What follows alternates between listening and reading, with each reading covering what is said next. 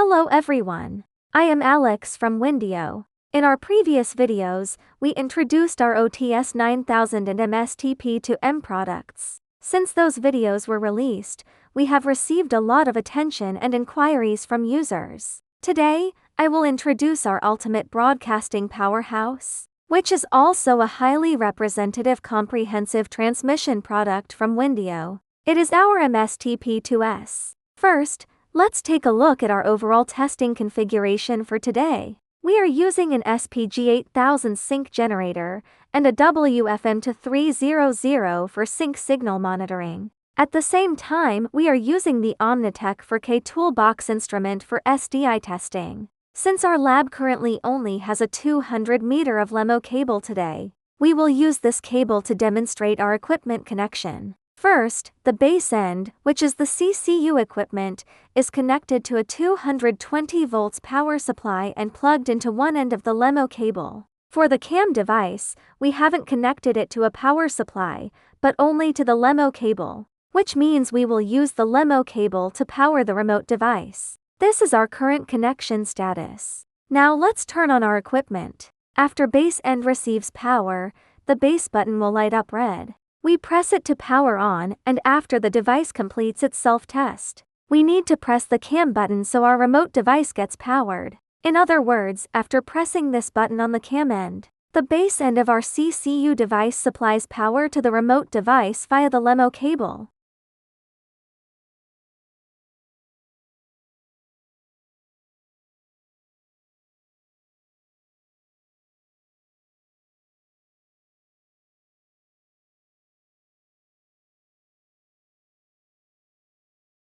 Now we start up the cam device. We can see that our device IDs have already synchronized.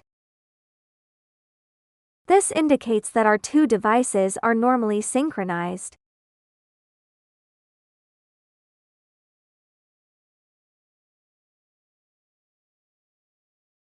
Now we can try to modify the device ID. First, lightly press the device ID button and then turn our rotary encoder. You can see that during rotation, the two devices synchronize and change the device ID simultaneously. Once we select a value and press save, the devices at both ends remain synced. This makes convenient device pairing, allowing the device at both ends to easily locate each other.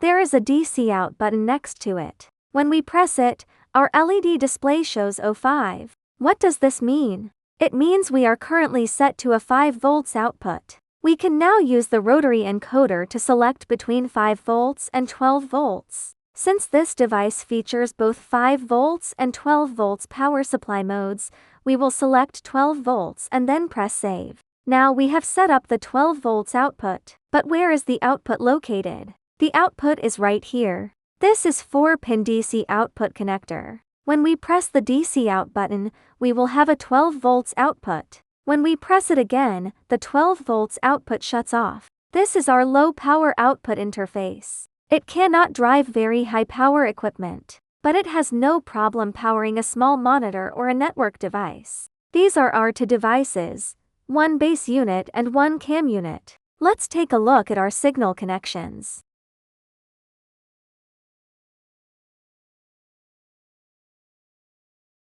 Today, I turned on the Omnitech moving image signal source in advance because it takes a long time to load. Let's see its dynamic pattern. It is 3840 by 2160 at 60 frames per second. This is our 4K motion test.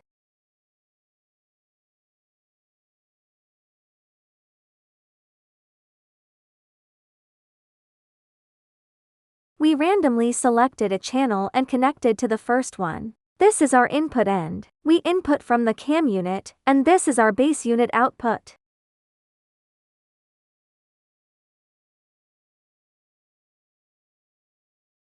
This is our eye diagram. You can see that the quality of our eye diagram is very high.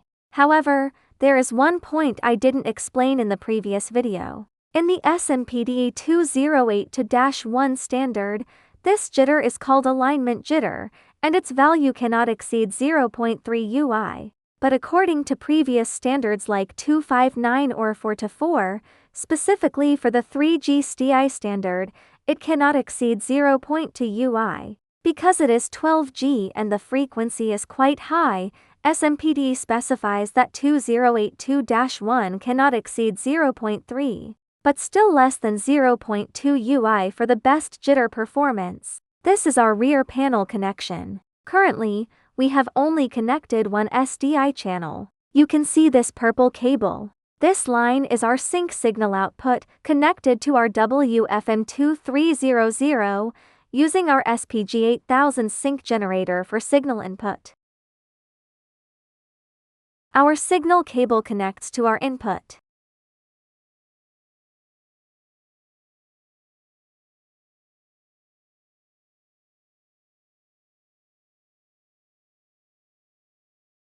You can see we are currently using tri-level sync, which is the synchronization for HD signals. Now we will switch it to our black burst, also known as the BB signal. This is the BB signal transmission. This means our equipment supports a single channel of bidirectional sync signal output. We can have it input cam and output base, or input base and output cam. Both configurations work perfectly. Whether it's a 6 transmit 2 receive configuration, a 4 transmit 4 receive configuration, or any custom setup defined by the user, all are supported. Just let us know in advance, and we can customize the SDI transmission direction. Regarding the LEMO port, many users ask me, my camera's composite port uses a Tajimi connector. Can we replace it with a Tajimi connector? Yes. You can see this small module of the connector is detachable. That means we have designed 2 different adaptations specifically for the original Swiss LEMO connector and the Tajimi connector. If users don't require camera composite cable transmission, we can also change this channel to a standard FC or LC single-mode fiber port. However, in this case, the local device can no longer supply power to the remote device. So the remote unit will need its own 220 volts power input.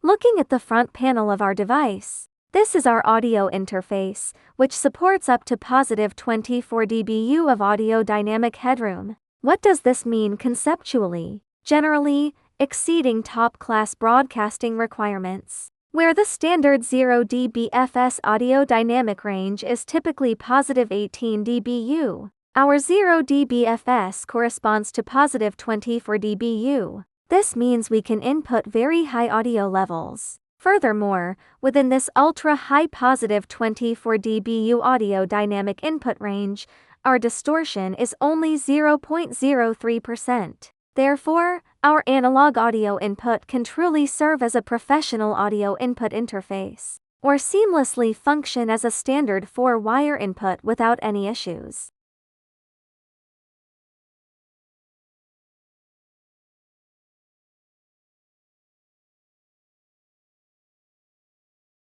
You are surely familiar with this remote port. This is the connection port for Sony system cameras and RCPs. We place it on the CCU end to connect to our RCP panel, and it simultaneously supplies power to the RCP. We just need to connect it directly with the white cable.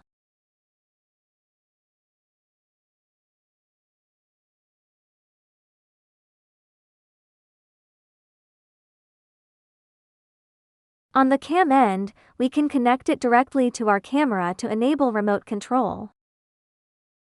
Here are our GPIO ports, featuring 4 groups of GPI and 4 groups of GPO. The GPI supports 5 volts and 12 volts, including contact closure inputs, that's known as dry and wet contact inputs. The GPO output is a standard dry contact output. This is a special definition unique to our system.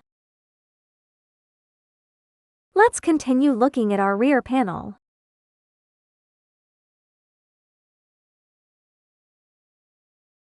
These are two Ethernet ports. This is an interface for extending an RTS matrix to a panel. We can plug our RTS matrix into one end of this interface and an RTS panel into the other. Essentially, our device acts as an extension for the ARTS intercom matrix and panel, allowing us to build an extended remote RTS intercom setup on site.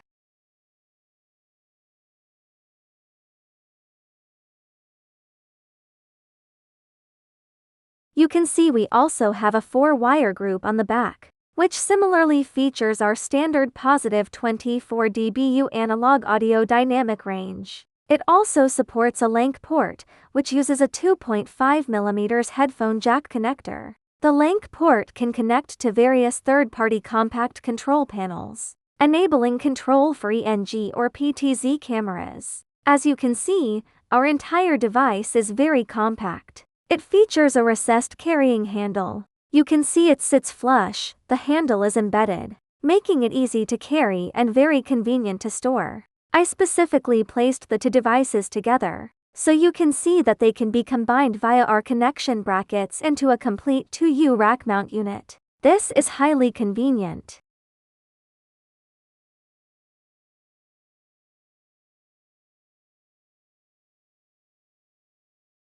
We also have handles on both sides, so once connected, we can easily mount and secure it in a rack.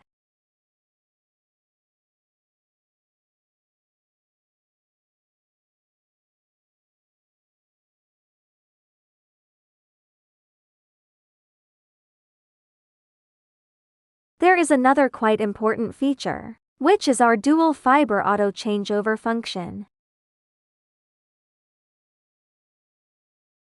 I mentioned in previous videos that besides LEMO cable transmission, we also support an additional LC channel, functioning as a single-mode fiber transmission. In practice, you can plug into fibers simultaneously, routing them through different optical paths. If one path fails, the device will automatically switch to the other optical path, ensuring the total safety of your signal transmission. This dual fiber switching is a patented product and technology of WINDEO, and it is extremely useful for safeguarding signals in live productions. So, this is our MSTP-2S product. If you are interested in this product, or if you need future upgrades or custom features, welcome you visit our website or contact me directly. Thanks for watching.